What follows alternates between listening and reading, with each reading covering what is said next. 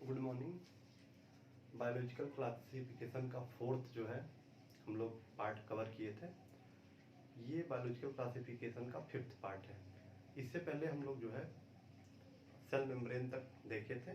अब हम लोग देखेंगे स्ट्रक्चर ऑफ फ्लैजिला। ठीक है, स्ट्रक्चर ऑफ बैक्टीरिया में हम लोग देख रहे थे, फ्लैजिला को देखेंगे। किसको देखा जाएगा?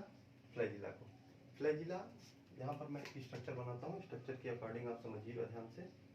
यहाँ मान लीजिए ये कोई बैक्टीरिया है, ठीक है, उसमें ऐसा जो है उसको हम नाम क्या दे दे रहे हैं? फ्लैजिला। ये क्या है? ये फ्लैजिला है। फ्लैजिला किस में हेल्प करता है? आपका पैर किस में हेल्प करता है? हमारे जो पैर होते हैं, हमारे जो लेग्स हैं, वो हमारा किस में हेल्प करते हैं? लोकोमोशन में। लोकोमोशन का मतलब है हमको एक जगह से दूसरी जगह तक जाना है। जैसे मैं ब्लैक बोर्ड के आगे पीछे घूम रहा हूँ, इसमें मेरी कौन हेल्प कर रहा है? इसमें मेरी हेल्प कर रहा है मेरे पैर। कौन हेल्प कर रहा है? मेरे पैर। तो मेरे मूवमेंट में या मेरे लोकोमोशन में मेरी हेल्प कर रहा है मेरा पैर। उसी प्रकार से बैक्टीरिया के लोकोमोशन में क्या हेल्प करता है? फ्लैजिला। फ्लैजिला जो होता है ये हेल्प करता है लोकोमोशन में। फ्लैजिला जो होता है ये किससे बना होता है? ध्यान से समझिएगा, ये आपके नीट में क्वेश्चन भी पूछा गया था। जो फ्लैजिला होता है प्रोकैरियोटिक का, जो प्रोकैरियोटिक सेल होती हैं उनका जो फ्लैजिला होता है वो फ्लैजिलीन प्रोटीन का बना होता है। किस प्रोटीन का बना होता है? फ्लैजिलीन प्रोटीन का बना होता है, ठीक है। लेकिन यूकैरियोटिक का जो फ्लैजिला होता है वो किसका बना होता है? ट्यूबिलिन प्रोटीन का। किस प्रोटीन का बनेगा? ट्यूबिलिन। तो ये डिफरेंट आपको पता होना चाहिए। ये क्योंकि मैं इसको अंडरलाइन कर रहा हूँ तो इसको आप नोट भी कहीं स्पेशल नोट करके लिख लीजिएगा। ये क्वेश्चन नीट में बना हुआ है, ठीक है। उसमें सीधे डायरेक्ट आपसे पूछ सकता है कि जो फ्लैजिला के बेसिस पे अगर डिफरेंट करने के लिए आपको दे देगा कि प्रोकैरियोटिक और यूकैरियोटिक के फ्लैजिला में क्या डिफरेंस है, तो आप बताएंगे कि प्रोकैरियोटिक का जो फ्लैजिला है वो किसका बना है? फ्लैजिलीन प्रोटीन का। और यूकैरियोटिक का किसका बना है? ट्यूबुलिन प्रोटीन का। तो दोनों में ये मेजर डिफरेंट है। और ये क्योंकि एनसीईआरटी ने ये इसको इंक्लूड किया है, तो एनसीईआरटी जितना चीज़ों को इंक्लूड करती है उसको आपको पढ़ना मस्ट है।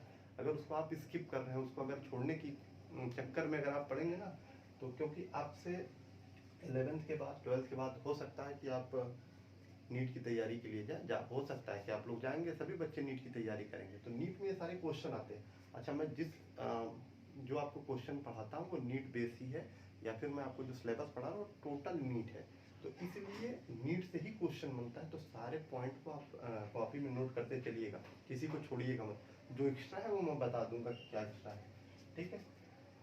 तो यूकैरियोटिक में ट्यूबुलिन का है और प्रोकैरियोटिक में किसका है? फ्लैजिलीन का है, ठीक है। अब हम लोग फ्लैजिला के बेस पे भी बैक्टीरिया को डिवाइड कर सकते हैं। कैसे करते हैं देखिएगा ध्यान से, यहाँ पर ध्यान से देखिए। On the basis of flagella, flagella के बेस पे जो है ना हम लोग डिवाइड करते हैं किसको? बैक्टीरिया को। जिसमें फ्लैजिला प्रेजेंट होगा, जिस भी बैक्टीरिया में फ्लैजिला प्रेजेंट होगा उसको हम लोग क्या बोलेंगे? ट्राइकस। क्या बोला जाएगा? ट्राइकस।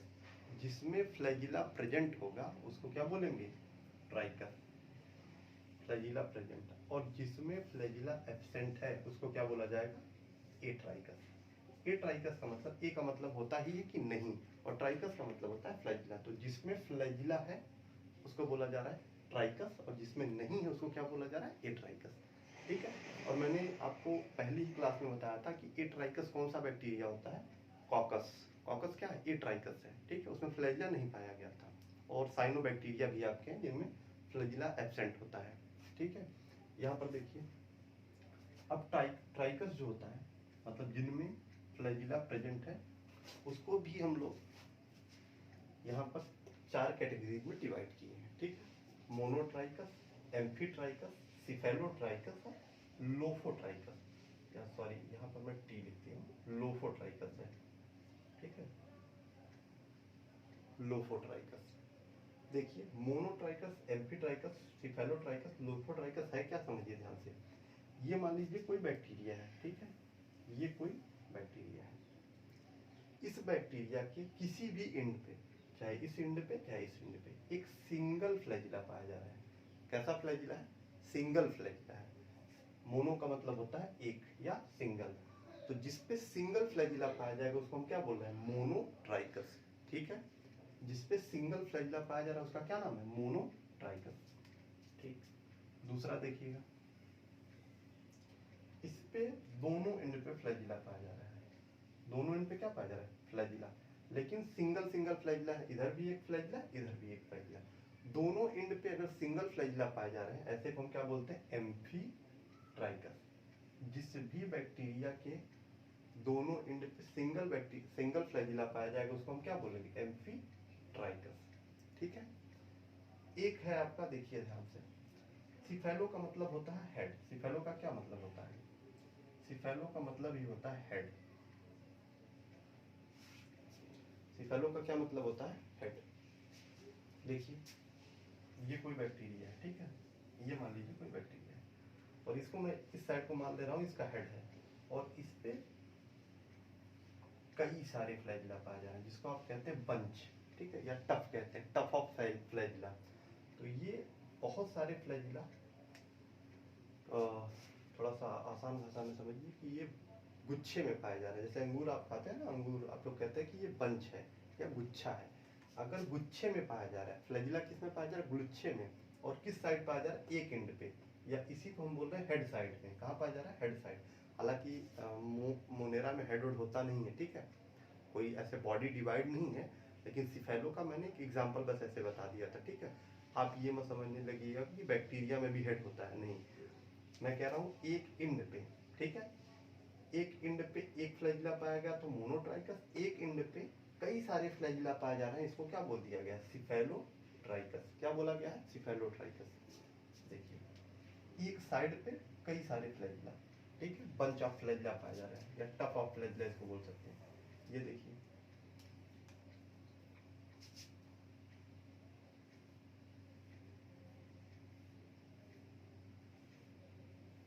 यहाँ पे शायद विजिबल ना हो आपको,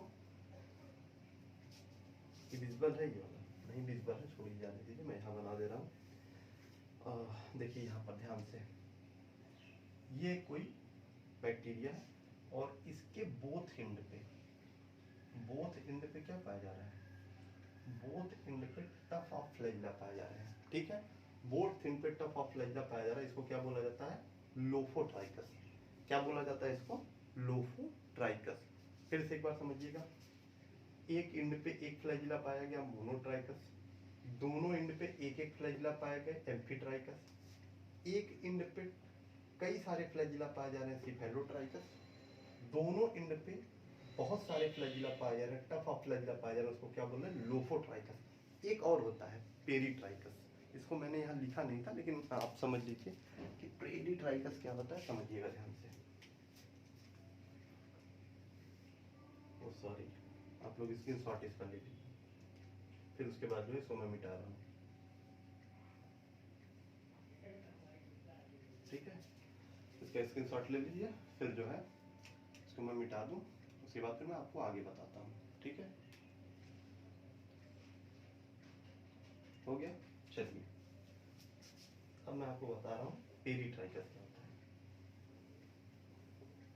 अगर फ्लैजिला के पूरी सॉरी अगर बैक्टीरिया की पूरी बॉडी पे फ्लैजिला पाया जा रहा है, क्या पाया जा रहा है, पूरी बॉडी पे फ्लैजिला पाया जा रहा है, पूरी बॉडी पे फ्लैजिला पाया जा रहा है, ऐसे को मैं बोलता हूँ पेरीट्राइकस। ऐसे को क्या हम लोग बोलेंगे, ऐसे को बोला जाएगा पेरीट्राइकस, ठीक है। ऐसे क्या बोला जाएगा, पेरीट्राइकस, क्योंकि इसके पूरी बॉडी पे क्या पाया जा रहा है, फ्लैजिला। तो फ्लैजिला के बेसिस पे हमने पहले दो कैटेगरीज में डिवाइड किया था, ट्राइकस और एट्राइकस। जिसमें फ्लैजिला प्रेजेंट था उसको ट्राइकस बोले, जिसमें फ्लैजिला एब्सेंट था उसको एट्राइकस बोला गया। फिर हमने ट्राइकस को देखा, ट्राइकस कितने टाइप का है, 5 टाइप का, मोनोट्राइकस, एम्फीट्राइकस, सिफेलोट्राइकस, लोफोट्राइकस और पेरीट्राइकस। ये सारी चीजें आपको क्लियर है, ठीक है। अब हम लोग आगे जो देखते हैं, आगे हम लोग किसको देखेंगे, ध्यान से देखिए। आगे जो देखा जाएगा वो आपका होगा न्यूक्लियोइड। क्या होगा, न्यूक्लियोइड, ठीक है। न्यूक्लियोइड क्या होता है, समझिए ध्यान से। पहली बात तो आपको न्यूक्लियस और न्यूक्लियोइड में मैं डिफरेंट बता दूं। न्यूक्लियस एक सेल ऑर्गेनेल्स है। न्यूक्लियस क्या है, सेल ऑर्गेनेल्स है, जिसके अंदर क्या पाया जाता है, जिसके अंदर पाया जाता है आपका जेनेटिक मटेरियल, डीएनए, या आप जिसको जीन बोलते हैं, वो कहाँ पाया जाता है, आपके न्यूक्लियस के अंदर। आपका जेनेटिक मटेरियल कहाँ पाया जाता है? न्यूक्लियस के अंदर। लेकिन यहाँ पर क्या है? न्यूक्लियोइड है। ठीक है, यहाँ पर क्या पाया जा रहा है? न्यूक्लियोइड। न्यूक्लियोइड क्या है? ठीक है, न्यूक्लियोइड क्या है समझिए ध्यान से। मैं कह सकता हूँ कि जहाँ पर डीएनए पाया जा रहा है, क्या पाया जा रहा है? जहाँ पर डीएनए पाया जा रहा है उसको हम लोग क्या बोल रहे हैं? उसको हम लोग बोल रहे हैं न्यूक्लियोइड।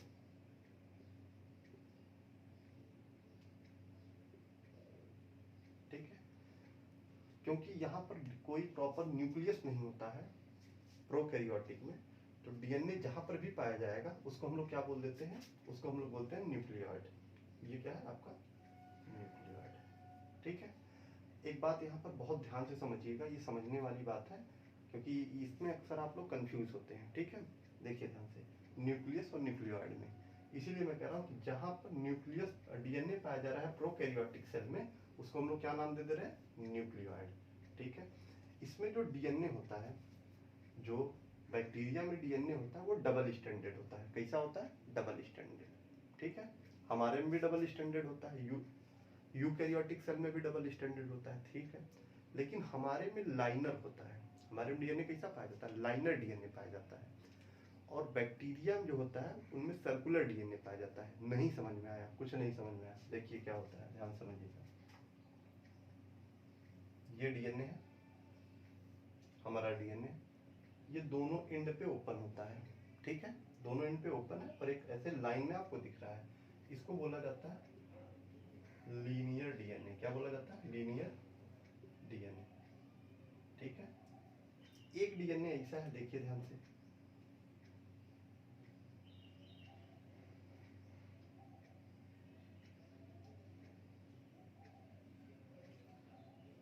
इसके दोनों एंड जो है फ्री नहीं है, आपस में क्या है? अटैच है, और एक सर्कल बना रहा है। इसको हम लोग क्या बोलते हैं? सर्कुलर डीएनए, या इसी को आप बोल सकते हैं सी डीएनए। अक्सर आप लोग कंफ्यूज होते हैं कि सी डीएनए क्या है, तो इसी को हम लोग क्या बोलते हैं? सी डीएनए। और ये डीएनए कैसा है? डबल स्टैंडर्ड है। कैसा है? डबल स्टैंडर्ड है। और कैसा है? सर्कुलर डीएनए है। हमारा वाला जो है कैसा है? लीनियर है।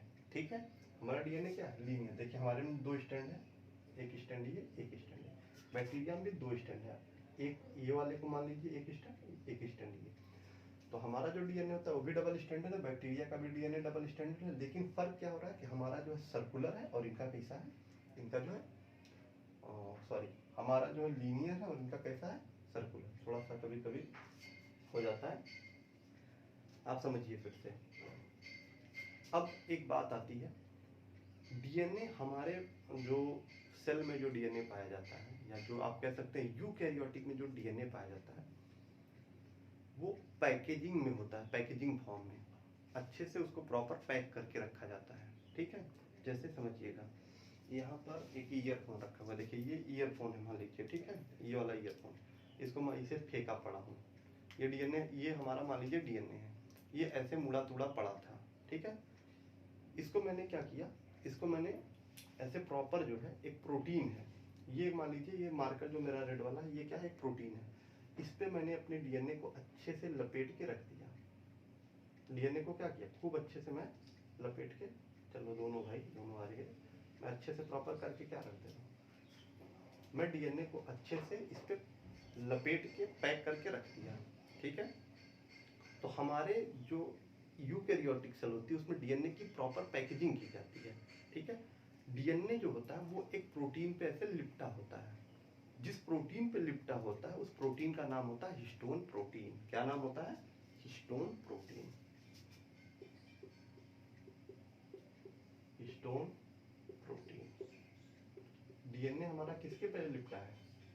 ये मान लीजिए हिस्टोन प्रोटीन है। क्या है? हिस्टोन प्रोटीन है, और डीएनए इसी के ऊपर क्या है? ऐसे कॉइल्ड है। ठीक है, लिपटा हुआ है।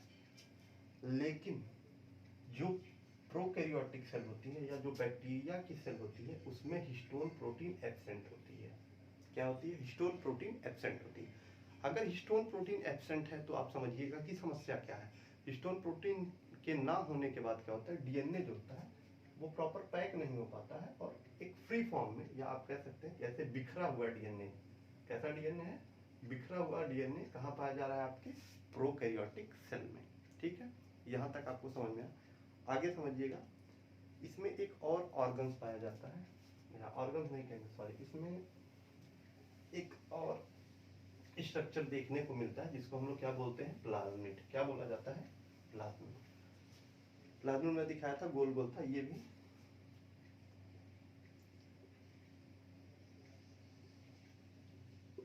ठीक है। प्लाज्मिड, प्लाज्मिड क्या होता है, प्लाज्मिड भी एक सर्कुलर फॉर्म में, किस फॉर्म में, सर्कुलर फॉर्म में, और कैसा है, डबल स्टैंडर्ड है। प्लाज्मिड भी क्या है, एक डीएनए है। समझिएगा ध्यान से, कंफ्यूज यहाँ बिल्कुल नहीं होना है। इसके पास 2 डीएनए पाए जाते हैं। बैक्टीरिया के पास कितने डीएनए होते हैं, 2। एक मैंने अभी जो पढ़ाया था डीएनए आपको, जो न्यूक्लियॉइड के पास पाया जा रहा था, एक डीएनए तो वो था।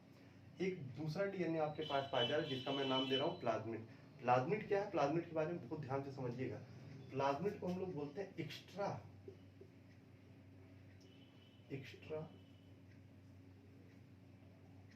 Chromosomal DNA. कैसा है, एक्स्ट्रा क्रोमोसोमल डीएनए। जैसे मेरे पास ना अभी प्रेजेंट टाइम में एक ये वाला चश्मा है, ठीक है। इसके अलावा मेरे पास रूम पे मैंने एक और चश्मा रखा है। मेरे पास 2 चश्मे हैं। कितने चश्मे हैं, 2। तो अभी इसको तो मैं यूज कर रहा हूँ ना, अभी मैं इसको क्या कर रहा हूँ, यूज कर रहा हूँ।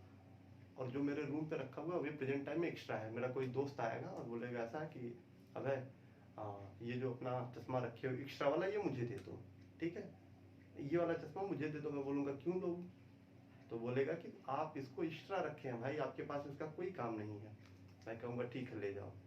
लेकिन ये बैक्टीरिया नहीं देगा, बैक्टीरिया देगा एक कंडीशन में, जब हम बायोटेक्नोलॉजी आपको पढ़ाएंगे तब, ठीक है। ये जो प्लाज्मिड होता है ये एक्स्ट्रा है इसके पास। एक्स्ट्रा क्या है, एक्स्ट्रा इसका क्रोमोसोमल डीएनए है। मतलब इसके पास 2 डीएनए पाए जा रहे हैं। एक तो नॉर्मल जो फंक्शन कर रहा है, जो जेनेटिक इन्वॉल्वमेंट में इसकी हेल्प कर रहा है। दूसरा जो है वो क्या है, वो एक्स्ट्रा है। तो प्लाज्मिड क्या होता है, एक्स्ट्रा क्रोमोसोमल डीएनए होता है। किसमें, बैक्टीरिया में। आपको 2 बातें यहाँ पर ध्यान देनी है कि एक तो डीएनए इसके पास जो प्रॉपर पाया जाता है वो होता है, और इसके पास एक एक्स्ट्रा डीएनए, उसका नाम क्या है, प्लाज्मिड। बस इसके बारे में, इससे ज्यादा आप कुछ जानेंगे तो कंफ्यूज होंगे। ये जो प्लाज्मिड होता है ये तो कई टाइप के, लेकिन हम 2 टाइप इसके केवल बताएंगे। इसके कई सारे टाइप हैं। एक है, लेकिन हम यहाँ जो पढ़ा रहे हैं उसको पढ़ा रहे हैं टी प्लाज्मिड, टीआई प्लाज्मिड।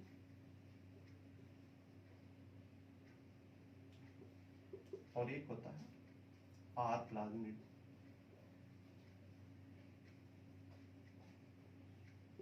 यह भी होता है, ठीक है, कोल होता है। ये सब आपको अभी पढ़ने की जरूरत नहीं है, जो मैं जितना पढ़ा रहा हूँ उतना पढ़िए, क्योंकि ये क्वेश्चन यहीं से बनते हैं। अगर आप कभी देखेंगे तो जो मेन होता है वो टीआई और आर होता है।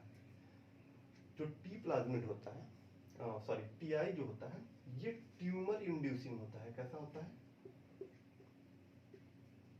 ट्यूमर, ये ट्यूमर इंड्यूसिंग होता है। ये प्लांट में क्या करता है कि ट्यूमर इंड्यूसिंग एजेंट है। कौन सा, अगर किसी भी बैक्टीरिया में, जिस भी बैक्टीरिया के पास टी प्लाज्मिड पाया जाएगा या टी आई प्लाज्मिड पाया जाएगा, वो क्या करेगा, वो प्लांट में क्या, वो प्लांट में ट्यूमर काज करेगा या ट्यूमर इंड्यूसिंग एजेंट की तरह वर्क करेगा, ठीक है। आर का क्या मतलब है, आर का, इसका मतलब होता है रेजिस्टेंस प्रोवाइड कराना। अब किसके अगेंस्ट रेजिस्टेंस प्रोवाइड कराना, समझिएगा। जैसे मान लीजिए कि ये कोई बैक्टीरिया है, ठीक है। ये बैक्टीरिया आपके बॉडी में पैथोजन काज कर रहा है। इसके अगेंस्ट में आप कोई एंटीबायोटिक दवा खा रहे हैं, ठीक है। एंटीबायोटिक दवा आपके अंदर जैसे ही जाएगी तो बैक्टीरिया को किल करेगी। अब बैक्टीरिया को अगर वो किल करेगी तो बैक्टीरिया का तो काम खत्म हो जाएगा। लेकिन बैक्टीरिया उसके लड़ने के लिए, अगर किसी भी बैक्टीरिया के पास ये आर प्लाज्मिड है, कौन सा, आर प्लाज्मिड, अगर आर प्लाज्मिड है तो ये आर प्लाज्मिड इसको क्या करेगा, इसको रेजिस्टेंस प्रोवाइड कराएगा। क्या प्रोवाइड कराएगा, रेजिस्टेंस। किसके अगेंस्ट, एंटीबायोटिक दवा के अगेंस्ट क्या प्रोवाइड कराएगा, रेजिस्टेंस। किसके अकॉर्डिंग, ओ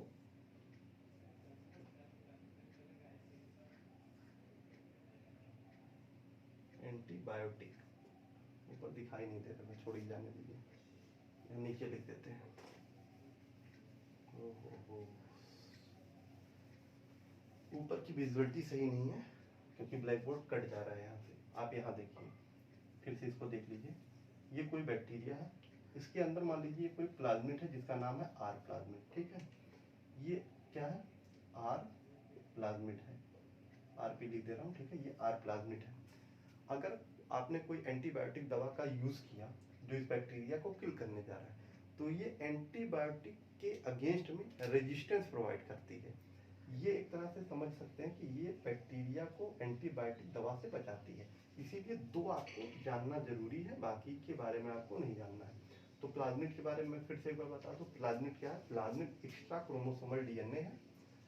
किसमें पाया जा रहा है? बैक्टीरिया में। सर्कुलर है, ठीक है, डबल स्टैंडर्ड है, और इसके दो टाइप मैंने बताई, टीआई बताया और एक बताया आर।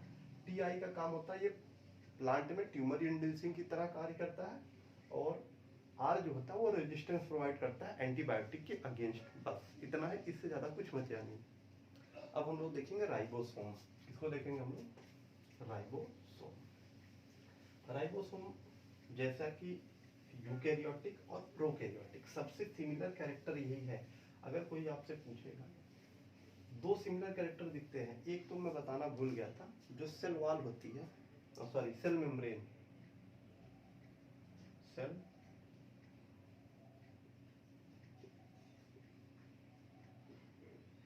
ये सेल मेम्ब्रेन और आपका राइबोसोम,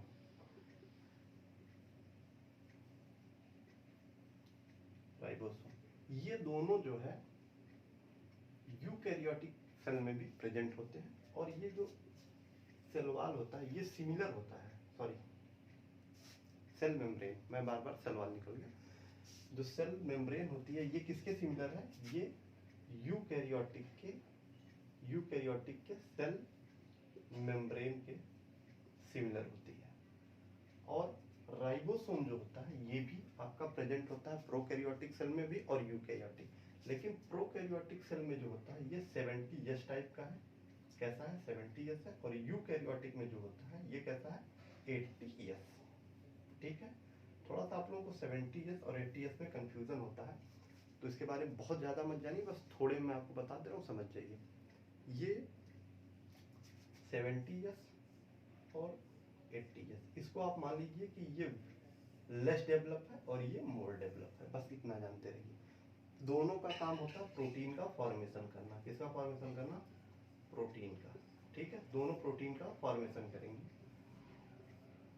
जो प्रोकैरियोटिक सेल होती है उसमें जो राइबोसोम होता है वो फ्री फॉर्म में पाया जाता है। साइटोप्लाज्म में ये फ्री फॉर्म में मूव करता है, मतलब साइटोप्लाज्म में इसे घूमता रहता है। लेकिन यूकैरियोटिक सेल में क्या होता है? ये इंडोप्लाज्मिक रेटिकुलम के ऊपर पाया जाता है, या इंडोप्लाज्मिक रेटिकुलम से अटैच होता है। किससे? ईआर से, जिसको आप लोग कहते हैं इंडोप्लाज्मिक रेटिकुलम। ये ईआर पे क्या होता है? अटैच होता है। किस पे? ईआर पे।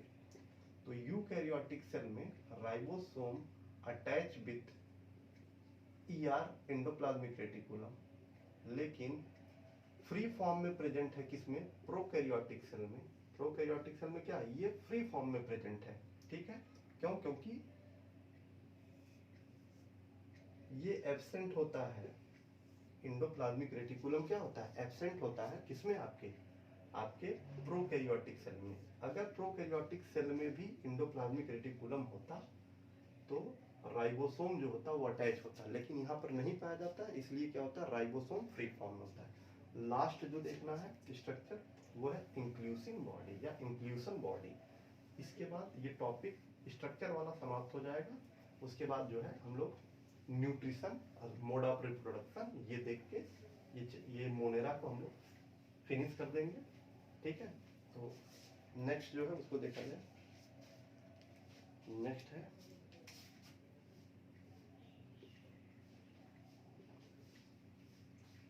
इंक्लूसन बॉडी।